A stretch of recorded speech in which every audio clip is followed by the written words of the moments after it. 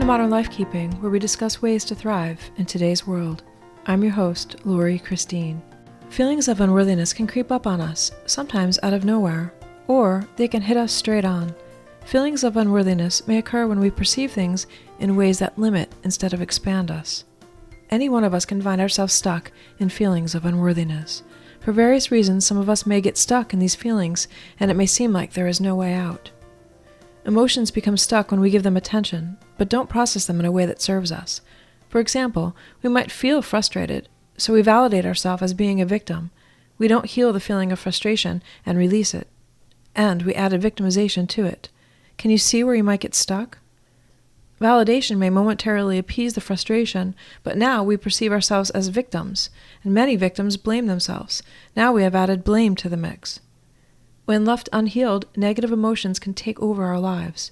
By the time we feel helpless and hopeless, we are even further down a seemingly endless black hole padded in negative feelings. How do we process our emotions in ways that serve us so that we're not staring into any black holes? What if for every negative thought you think, you also thought a positive one? That way, you could neutralize the thought at least. The outcome that we all naturally seek is to feel better. Feeling better is our body's way of communicating to us that we are moving forward. In order to listen to our body, we must become an observer of our thoughts, feelings, and behaviors. Observers allow by watching. When done without judgment, observing ourselves is a tool we use to align with the best version of ourselves. Observing allows us to go with the flow, so we don't become stuck in our thoughts or feelings. Disease and discomfort is our body's way of communicating to us even louder. We can heal ourselves by observing our thoughts and feelings without judgment. There are multiple reasons why any one of us may feel unworthy. Hormone imbalances, stress, disease, circumstances. It is important that you seek guidance from someone you trust to help you to identify your own unique needs. Examining our beliefs is something we can begin to do automatically in our life. We can do this on our own. We don't have to wait for negative or uncomfortable emotions to show up. When we observe our thoughts and feelings, we can reflect on them. We can assess for patterns, programming, false truths, illusions, and other thoughts that do not serve our highest good. We can learn to transform these thoughts from limiting to expansive. For me, the easiest way to do this is to establish core values. When we have core values that align with the best version of ourselves, then we can use them to measure all the other thoughts that we have. Choose beliefs that resonate with you. I personally choose to believe that we can regulate our own emotions and other health problems by managing our mind. Managing our mind is part of maintaining the balance of our bodies. Keeps everything in harmony. And we have the ability to change the quality of our thoughts. By learning to listen to our body, we can discern which thoughts serve us from which thoughts sabotage us. It is as simple as noticing how we feel when we think a thought. How does the thought feel? Does it lift us or bring us down? Of course, there is work to do around our core beliefs. When we believe life sucks, it's hard, or that we can't win, we will attract those experiences and reinforce those beliefs. We become what we believe, right? That's what we attract. I don't think anybody can refute that. That's the energy. That's how energy works. But just like we were taught what to think by well-meaning adults, we can teach ourselves now thoughts to think that feel good. We can self-parent and teach ourselves beliefs that align with who we are, not who others think we should be.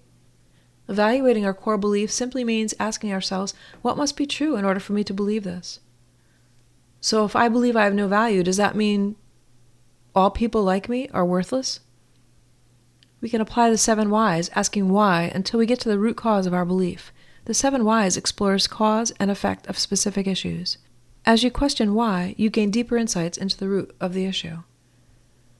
I also personally choose to believe that our words and our thoughts are energy. They become more powerful as our attention focuses on them. Each of us can choose thoughts that feel good, avoiding forms of resistance like trying, and intend on being the best version of ourselves each day. When feelings of unworthiness show up, observe them. Notice how they feel moving through your body. You can know that unworthiness is showing up because you're out of alignment with the best version of yourself. You can examine negative beliefs that may be causing you to be feeling unworthy. Are you being a perfectionist? Are you allowing what other people think of you to influence how you feel? These are all thoughts that you need to look at, because that's what these feelings of unworthiness are pointing to, that you're thinking thoughts that don't feel good. They don't align with the best version of yourself. The truth is that you don't need to compare to anybody else. You only need to compare to the best version of yourself. Be true to who you are. What other people think of you is none of your business. Sometimes the thoughts that are sabotaging us are buried so deep that we are not even aware of them. And that's okay too. Feelings of unworthiness are showing up to remind us that the thoughts we think matter. They serve as a reminder, a wake-up call, so to speak, that an area of our life needs attention, because we become our predominant thoughts, whether they're subconscious or they're conscious. But the more we program our conscious thoughts, the less power the subconscious thoughts will have. And the more we can reprogram the subconscious thoughts to the conscious thoughts that we're thinking, right? If we do it enough, it becomes a habit, it becomes automatic. When it's automatic, it's coming from our subconscious. We can reflect on what's been happening in our life. Has work become busier? Are we distracted raising children? Where are our priorities maybe not in balance? Have we been arguing with a loved one more often? What's going on around us?